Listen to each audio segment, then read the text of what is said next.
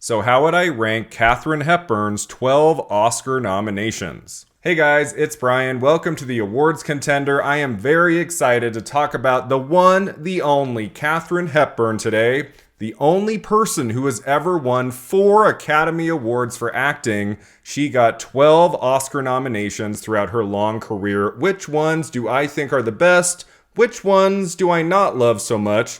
And what's the film performance she gave she absolutely deserved a nomination for? Let's start with number 12, The Rainmaker. I don't want to pick a man out of a horse trough. I want him to stand on his own 2 legs. And I want to stand on mine without having to trick him. So in 2023, I did a year of Katharine Hepburn. I watched every single film she made in chronological order over 12 months, and it was a really exciting project. I've done that for a few actors, like watching her develop her craft over many decades to see how cinema changes from the 1930s all the way to the 80s and 90s. It was really fun. And I just adore this actress with my full heart. Is there one Oscar nomination I don't much care for? If I had to pick one, it is for 1956's The Rainmaker. I watched that film for the first time during my year-long Katharine Hepburn project, and I was excited because it was the only Oscar-nominated performance she had given I had never seen before. But it really isn't much. Like, she works alongside Burt Lancaster in that movie. It's a period film, and she has a lot to do. It's not like a brief performance. She's one of the 2 stars of it. It's just not very memorable. It has a mix of drama and comedy, and it all kind of falls flat. I didn't much take anything away from that film. That she got in for The Rainmaker, which I don't think many people know about today, talk about today. I think they just needed to fill the category, and Katharine Hepburn had been Oscar nominated in Best Actress the year before, so they thought, well, let's just give her another one. She's fine in this, I guess, but of the 12 Oscar nominations, I think this is easily the worst one for Katharine Hepburn. Number 11, Suddenly Last Summer. The Venus flytrap, a devouring organism, aptly named for the goddess of love. Now, something interesting to note about Katharine Hepburn's Oscar nominations is that she's never nominated for Best Supporting Actress. It's always lead actress. Like, she's pretty much the lead of everything she was in, especially from the 1930s to the 1980s. Like, she's pretty much the star of everything, even if it is kind of an ensemble film. If there was ever a movie she did, I think she could have argued for supporting actress. Maybe it was Suddenly Last Summer from 1959. That's a very good film, also starring Montgomery Clift and Elizabeth Taylor. I don't know about you, when I think about that film, I think about the lead actress being Taylor. Like, it's more her story in a way than it is Hepburn's, and Elizabeth Taylor is amazing in that film, especially toward the end. This would have been a much better Oscar win in Best Actress than she got the year later for Butterfield 8. Her work in Suddenly Last Summer, based on the Tennessee Williams play, is much more nuanced, and I kind of prefer Taylor in that movie over Hepburn. Katharine Hepburn is, of course, very good in it. She's got that amazing reveal where she's on that chair as it descends into the room, and, she's got some significant moments in that film, but I do think Elizabeth Taylor is the standout in that cast. So that's why I have Hepburn's Oscar nomination for this movie near the bottom of the list. Number 10, Woman of the Year. Isn't the sports department downstairs? Well, yes, I guess it is, but Then aren't you going in the wrong direction? So I think it's cool that Katharine Hepburn got an Oscar nomination for her first collaboration with Spencer Tracy and the last one they did. In between, they made a few movies, and she was not nominated for any of those. But she does get in for the last one, Guess Who's Coming to Dinner, which I'll talk about in a moment, and the first one from 1942, Woman of the Year, which is a great film. I've seen that a few times. It's very funny, more of a comedy than it is a drama. They immediately have fantastic chemistry in that first movie together. It's no wonder they were paired up a lot over the next 20 plus years. The movie has some great moments. There's that memorable scene where she's trying to figure out a baseball game and asking him a ton of questions. The ending, which I think they reshot, I think they had like a different ending at first. They redid it after a test screening, and I ultimately really like how the film resolves itself. Katharine Hepburn is very charming near the end. I mean, all throughout that film. I thought about ranking this one a little bit higher, like number 9 or number 8, but compared to the other Oscar nominations I haven't talked about yet, I just don't think this is one of the best, one of the most memorable. Did she have to get an Oscar nomination for Woman of the Year? No, I don't think so. This is a very fine film. Both Hepburn and Tracy are great in it. I just don't think it's one of her very best Oscar nominations. Number 9, Morning Glory. I smoke, of course. Though in Franklin, it still isn't done in the best families. They're very bourgeois in Franklin. So here's how good Katharine Hepburn is. I have her first win in Best Actress at the Academy Awards at number 9 on this list. I mean, I couldn't believe it. I was ranking this a few hours ago, and I'm like, I could put Morning Glory a little higher maybe, but I think she's really good in it. The movie itself is pretty forgettable. She's an aspiring actress in the early 1930s. She's got an arc to her character. She goes to some interesting places by the end. I just think for 1933, her better, more memorable performance is as Jo in Little Women. I love that first adaptation of Louisa May Alcott's novel, and I think Katharine Hepburn gives a more dynamic performance in Little Women. I feel like that's what she should have won for her first time around, not Morning Glory necessarily, but she's very good in Morning Glory. This is not a bad Oscar nomination, not a bad Oscar win. I like that she won in the 30s for something, like many decades before she won her other 3. I've always liked that. I think that's really cool. I just think compared to some of her later work, this is not one of the best. Number 8, Alice Adams. I'm afraid we let the servants do too much as they like about the meals, Mother. Perhaps we should changer les domestiques, n'est-ce pas?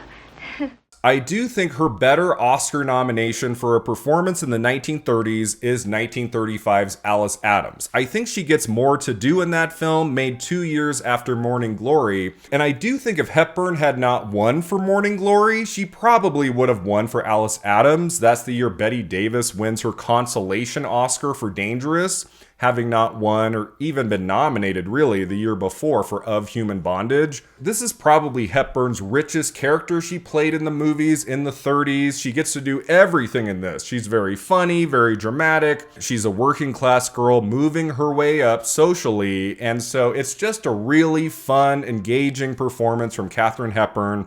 This is before she is deemed box office poison. The later half of the 30s, like, she's acting in things, but most everything she makes flops at the box office.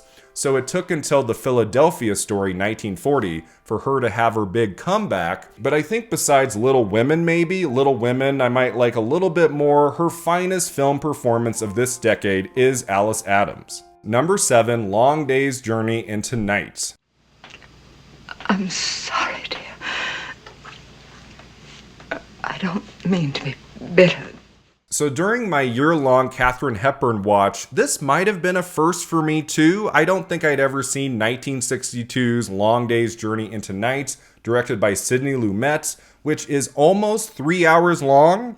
And there's not much done visually. It's basically 4 characters at a house and how they engage with each other, the things we learn about the characters, a family that has some painful things to get off their chests, and it's a really fantastic ensemble. You have Jason Robards and Ralph Richardson and Dean Stockwell, based on the play by Eugene O'Neill. And it's just an acting powerhouse all the way through. Even when the camera's just like locked off on someone talking, you are invested every step of the way. And Katharine Hepburn is indeed fantastic in this movie. As the matriarch of the family, she gets to act her heart out in this one. There's a moment I remember where she starts crying, the camera's close on her face, and she just attacks this character with everything she has.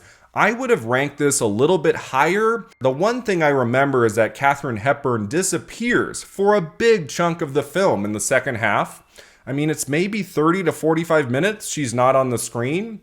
So for that reason, I have this a little bit lower. She's not in the entirety of the film. But otherwise, this is a magnificent Katharine Hepburn performance and Oscar nomination. It surprises me, actually, she was the only Academy Award nominee for this movie. Number 6, Guess Who's Coming to Dinner? Then take the check for $5,000, which I feel you deserve, and get permanently lost. All right, so I think I like this Oscar nomination, this Oscar win for Katharine Hepburn more than others. Like, I've ranked it kind of high in a couple videos I did many, many months ago. And some people were like, what? like that's her worst win, Brian. Like, why do you rank that high? I have always loved this movie. I've seen it 5 or 6 times at least. I find it totally captivating all the way through. And I think all of the actors in it are fantastic. You have Katharine Hepburn and Spencer Tracy in their last movie together. He was dying on sets. Like, he was near death, and he finished acting just like 12 or 13 days before he died. That lends a haunting aspect to the movie. Tracy and Hepburn, of course, had a decades-long love affair, and you really see her love for him in this movie. The way she looks at him in that closing speech he gives, like at the house, her eyes filled with tears, like she is absolutely incredible at the end of this movie. I know you could argue, well, that wasn't really acting. She's crying because she knows she's about to lose the love of her life. But at the end of the day, the performance is the performance, and she is off the walls great at the end and all throughout the movie. I love when she tells that woman off, like at the car, that woman who works for them that she fires. It's such a good scene. It's one of Katharine Hepburn's greatest moments on film, I think.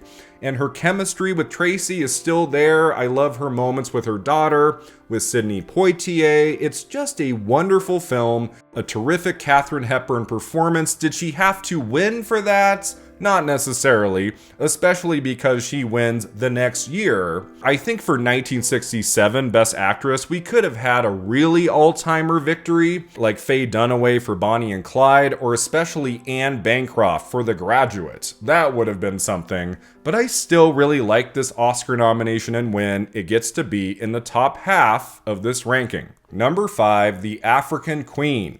Well, if you think that would do, but wouldn't it be better to weld it on? Isn't that the right word, dear? Weld it on? So now we're getting into the really heavy hitter Katharine Hepburn Oscar nominations, her great films. Like, now it's like the cream of the crop, and one of her greatest movies, greatest performances is 1951's The African Queen, directed by John Huston and also starring Humphrey Bogart, who won the Oscar for Best Actor. Speaking of great chemistry, I have always adored the pairing in this movie of Bogart and Hepburn. It's not like obvious. You wouldn't think that these two would like do well in a movie together. And especially because they never made another film together again. There is something special, I think, about them teaming up for The African Queen. They have so much fun together. They're kind of contentious with each other at times, but they're also clearly falling for each other too. And it all works in a very exciting, adventurous movie. There's a lot of action moments going down that river in World War I, East Africa. There is an electricity to the chemistry between the two, and it's just a really good story, well acted, well directed. The African Queen is a classic, and for good reason. It's one of the best films of the early 1950s. I don't think Humphrey Bogart had to win the Oscar for Best Actor for that, but that was his only victory, so I guess that one can stay. I'm happy Katharine Hepburn got in for this performance, which was a little bit against type.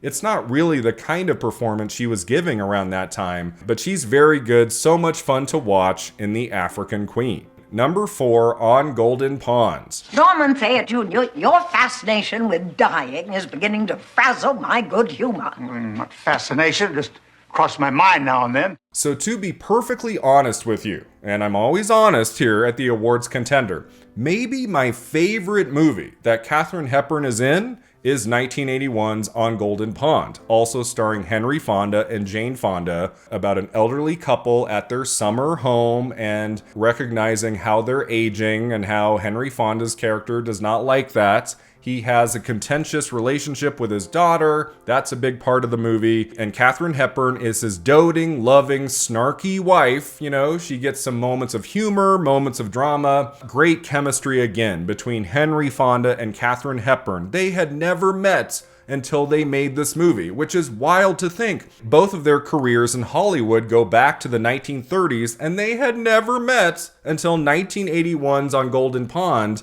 and it feels like they've known each other their entire lives. Just the moments in that film of them existing together, talking, you know, nothing is happening with the narrative, with the plot. It's just them being together. That's the part of the movie I love the most. And I just can't imagine any other actors of that era doing On Golden Pond on film. It had to be Henry Fonda and Katharine Hepburn. That was the right choice. I love everything about On Golden Pond. So why do I rank this at number 4 and not like 1 or 2 or something? I think in some ways this is more Henry Fonda's movie than it is Katharine Hepburn's. By the end of that film, he gets the bigger, more impactful arc for his character than she does. She kind of stays the same throughout the movie. He has a very deep character arc when it comes to his daughter and their relationship. So as much as I adore Katharine Hepburn and On Golden Pond, of course I do, I love that she won the Oscar, her 4th Academy Award victory in Best Actress. Nobody but Katharine Hepburn has ever won 4 Oscars in acting, and I do think her win for On Golden Pond was very much deserved.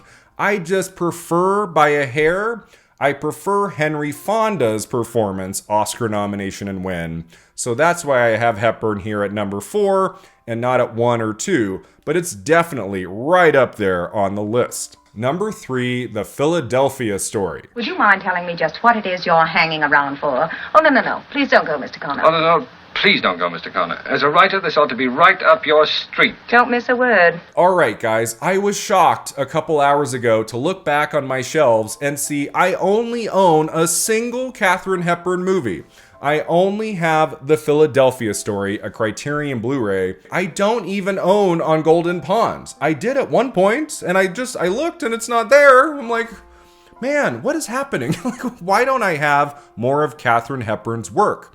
I should have it filling my shelves behind me. Thankfully, I do have maybe her greatest comedy, like maybe the best one, 1940's The Philadelphia Story, which brought her out of her box office slump. This movie really brought her back in fine form, got her an Oscar nomination for Best Actress. She stars alongside Cary Grant and James Stewart. How can you go wrong?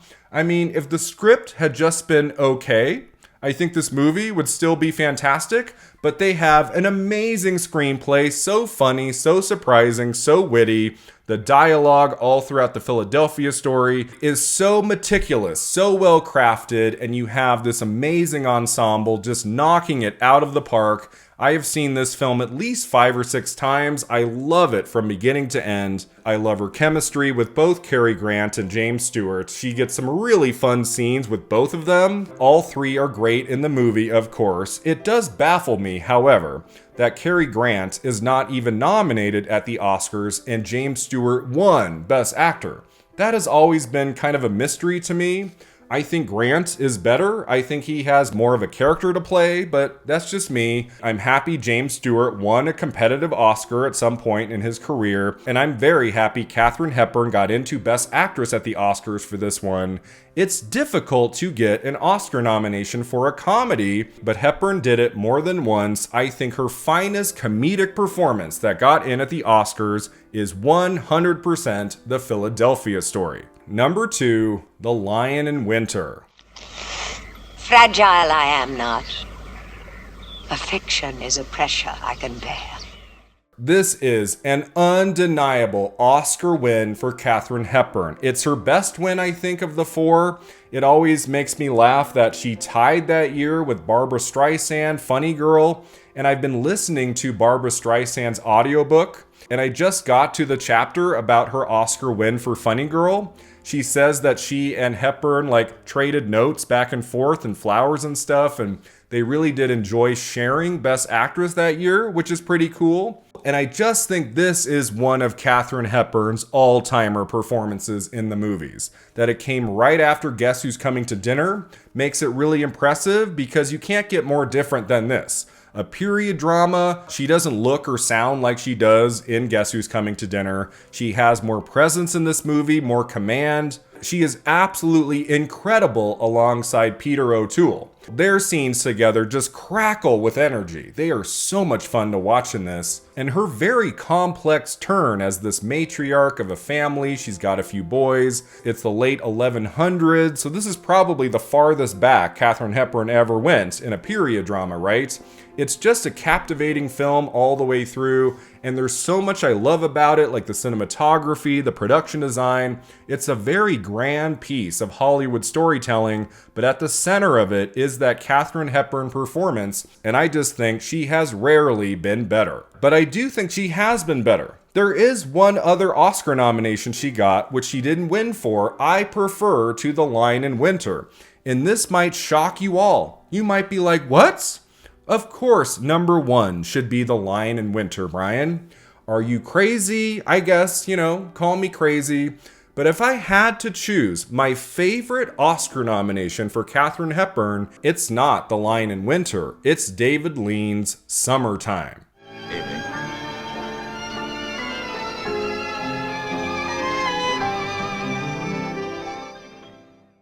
Did I surprise you with that one? I bet I did. Maybe not everybody would put Summertime at the top of their ranking of their favorite Oscar nominations for Katharine Hepburn, but this might be my favorite performance of hers. And the main reason I have it right there at the top is that she is the whole movie. There's another main actor in it, her love interest, who she meets in Venice, but really this is her story from top to bottom. And without Katharine Hepburn, there is nothing in this movie. There's nothing. Whereas her other notable landmark Oscar nominations, like The Lion in Winter and Guess Who's Coming to Dinner on Golden Pond, The Philadelphia Story, all of the big ones, The African Queen, she's like a part of the film. She's one of two or three main elements of the movie. I feel like Summertime lives or dies by the Katharine Hepburn performance, and she is so dazzling in this film. If you have not seen David Lean's Summertime, do yourself a favor. It is quite something. It's a beautiful travel movie. You get to see Venice in the mid-1950s, and it's just so beautiful to look at. And you have Katharine Hepburn as this woman on her own. She is doing a solo trip to Venice. And for 30 minutes, it's just following her, walking around the city, taking pictures, looking at things. And she slowly starts to develop this love affair with a man from the area, an Italian man who's married, and she's not quite sure what to think about him at first, but she does begin to really develop feelings for him. But she's also very independent. It is such a deep and beautiful and complicated story. I love every time I watch it, and I do think it's one of Katharine Hepburn's finest hours. Teaming up Hepburn with the great David Lean right before he starts his era of the longer epic films. Summertime is only an hour and 40 minutes, and it's the right length. Every minute is used brilliantly in this narrative, and right at the center of it, Katharine Hepburn is doing some of her best work. She's a strong, confident, independent woman like only Katharine Hepburn could play in the movies. I, of course, love most of Katharine Hepburn's Oscar nominations for Best Actress, but if I had to pick my very favorites, it would be for Summertime. Now, if I had to give Katharine Hepburn one more Oscar nomination, if I could give her a 13th nomination, what would it be? I thought about Little Women, that would be great. I also thought about Bringing Up Baby. That would have been an inspired Oscar nomination to be sure, but I would go with Adam's Rib from 1949. This is another Spencer Tracy, Katharine Hepburn pairing, probably my favorite of all of them. One of their very best, certainly the best comedy they made together. It's really good, really fun and captivating. If you haven't seen it, they play a married couple who work as opposing lawyers in a case involving a woman who shot her husband. The woman is played by Judy Holliday right before she made Born Yesterday and won an Oscar for Best Actress. She is a supporting role in this movie.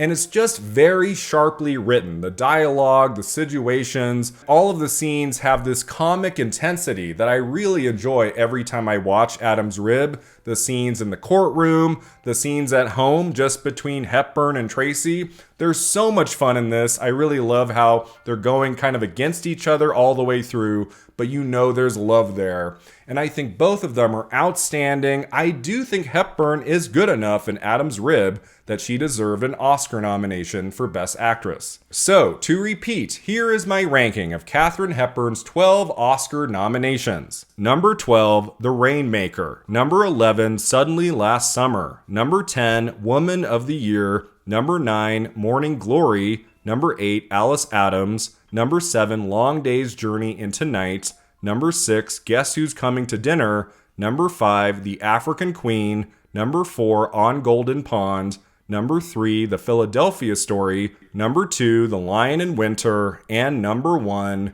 Summertime.